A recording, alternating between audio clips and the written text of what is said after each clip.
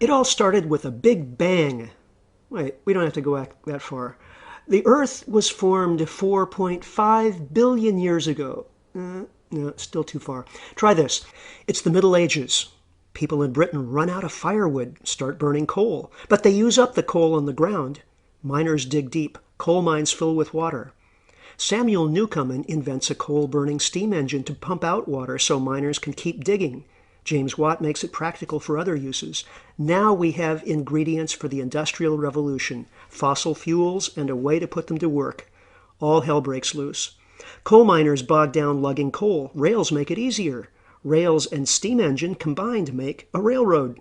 Michael Faraday makes the first electric motor. Nikola Tesla invents alternating current. Soon utility companies start burning coal to generate electricity. Meanwhile, Edwin Drake drills the first rock oil well in Pennsylvania, and Carl Daimler builds an automobile running on petroleum. Coal tar and oil are turned into industrial chemicals and pharmaceuticals that prolong life, more population growth. The Wright brothers start oil-fueled aviation. Fritz Haber and Karl Bosch make fertilizer from fossil fuels. Fertilizer and oil-powered tractors expand food production, feeding more people. World War I is the first fossil-fueled conflict. Then comes World War II, giving us guided missiles and atom bombs. In between is a Great Depression, partly caused by overproduction. Powered assembly lines make products faster than people need them. Advertising executives invent consumerism to soak up overproduction. It's the 1950s. Advertisers use television to hook new generations of consumers. In the 70s, there's an oil shock. Everyone's shocked to realize how dependent they are on oil. With the energy crisis, the environmental movement is born. But oil prices fall and everyone forgets energy shortages. There's a showdown between market and planned economies. Market wins. Goodbye, evil Soviet empire. Politicians decide the market will solve everything. Personal computers arrive.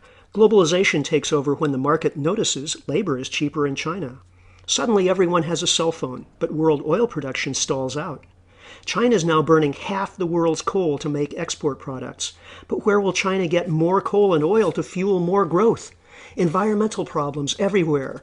Rising CO2 levels lead to record heat waves, floods, droughts. Oceans acidify. Topsoil erodes by 25 billion tons a year from industrial agriculture.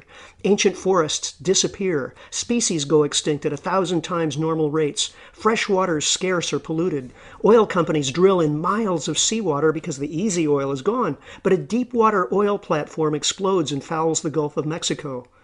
Manufacturing moves to polluting countries where labor is cheap, while the U.S. becomes a casino. The financial sector is 40% of the economy. But Wall Street is over-leveraged. Banks fail. Unemployment soars. Credit evaporates. The economy is on the verge of collapse. Okay, present time. It's amazing how far we've come in 200 years, just 3 human lifetimes, from the beginning of industrialism till now. But where are we headed?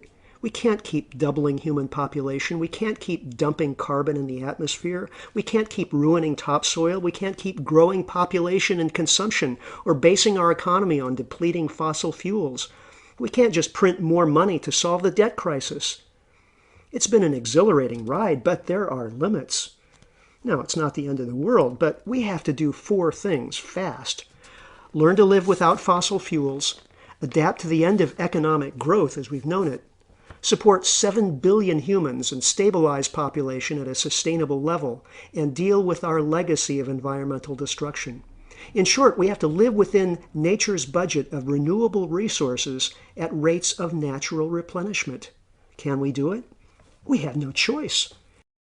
Alternative energy sources are important, but none can fully replace fossil fuels in the time we have. Also, we've designed and built our infrastructure for transport, electricity, and farming to suit oil, coal, and gas. Changing to different energy sources will require us to redesign cities, manufacturing processes, healthcare, and more. We'll also have to rethink some of our cultural values. None of our global problems can be tackled in isolation, and many cannot be fully solved. We have to prepare for business as unusual. Our best goal is resilience, the ability to absorb shocks and keep going. If we do nothing, we still get to a post-carbon future, but it will be bleak. However, if we plan the transition, we can have a world that supports robust communities of healthy, creative people and ecosystems with millions of other species. One way or the other, we're in for the ride of a lifetime.